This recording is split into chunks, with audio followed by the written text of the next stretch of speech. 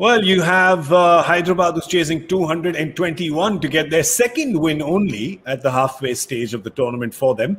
How are they going at the 10-over mark? Well, we're here to tell you that. It's Joy and Gaurav here with Cricbuzz Comm Box. This is what it's looking like for Hyderabad. Have lost both their openers. Manish Pandey and Johnny Bairstow are back in the dugout, scoring 31 and 30. And you have Kane Williamson, who is in the center with Vijay Shankar. There's a wicket for the Fizz and one for Rahul Tewatia. Where do you see it at this point, Joy? If it was 82 for 1, you perhaps would have said, okay, advantage Hyderabad. At this point in time, perhaps a little more skewing towards Rajasthan? No, definitely skewing towards Rajasthan. Bairstow is a big wicket because he's an aggressor and he hits up front, Kane Williamson, if you see the pattern of his innings, he tends to take in a bit of pressure. He opens out only towards the end, but he needs those 15-20 balls where he's going to play around. Now, till Bairstow was there, he didn't have to bother about run rate. But now Vijay Shankar is also, just coming to the crease, settling in. If you notice that first 6, they went and got 57. And then in the next 5 overs, they got, in the next 4 overs, they just got 25 runs.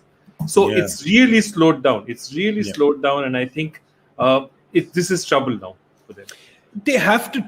Vijay Shankar has to be the one to go, right? Because Kane Williamson, he's capable of hitting those shots. But if Kane Williamson is not, their best chances if Kane Williamson is still around till the end, right? That's their best chance. We've seen blazing seasons and blazing knocks from Kane Williamson in a much bigger Hyderabad ground where, he's hit kind of flat sixes and big sixes. He's capable, but he's got to stay. So he can't be the one taking the risk in the 11th, 12th over. Yeah, I'd venture so far as to say that if he's not batting, if he doesn't last till the 17th, 18th over, they don't have a chance. There's no chance at all that they're going to win. He has to be there. He can get out with 10 balls to spare with the target being manageable, but if he gets out before that 17th, 18th over, there's no way they're going to win this. Yeah, well, let's have a look at what the bowlers have done so far for Rajasthan, how they've answered the call of Samson. There's Kartik Tyagi, and the figures probably don't say it, but he's good. I'm liking the enthusiasm. I'm liking the body language. You're liking some of the pace and shape that's coming out of him. The Fizz, he's bowled his 2 overs for 10 and got a wicket. Chetan Sakari's 2 have gone for 20. Chris Morris has just bowled the 1 over for 11. And Rahul Tewatia also picking up a wicket. Happy to see Kartik Tyagi there. I am. Are you?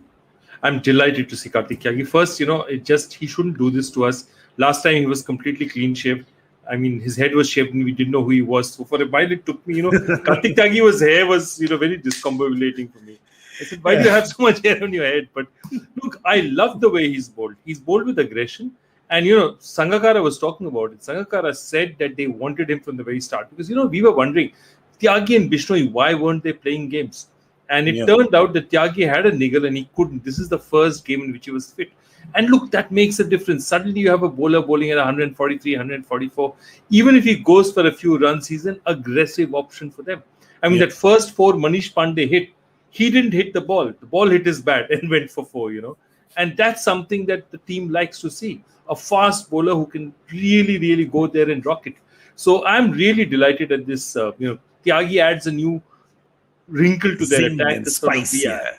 And Let's look at what batting Hyderabad has to come. We'll look at their squad because Vijay Shankar is out now. Chris Morris has removed Vijay Shankar, but they've got firepower there, right? They've got Kedar Jadhav, they've got Abdul Samad, Nabi, Rashid Khan. These are all people who can pound the ball. Bhuvi, decent bat. You wouldn't call him one who pounds the ball, but the other 4 very capable of hitting the sixes because that's what they need, Joy. They need sixes now. The 6 multiplication table has to come out if they need to get 140 in the back 10.